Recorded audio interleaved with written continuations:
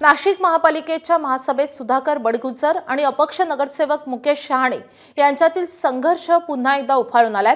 अपक्ष नगरसेवक मुकेश शहाणेंनी आपला प्रस्ताव दाखल करण्याची मागणी केली होती, मात्र महापौर हिमगौरी आडके यांनी सुधाकर बडगुजर यांना बोलण्याची संधी दिली आणि यावरून वादाला सुरुवात झाली।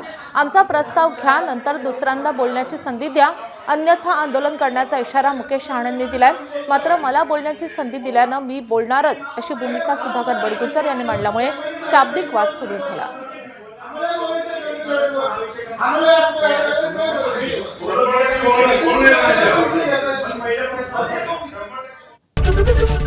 एबीपी माझा, उघडा डोळे बघा नीट।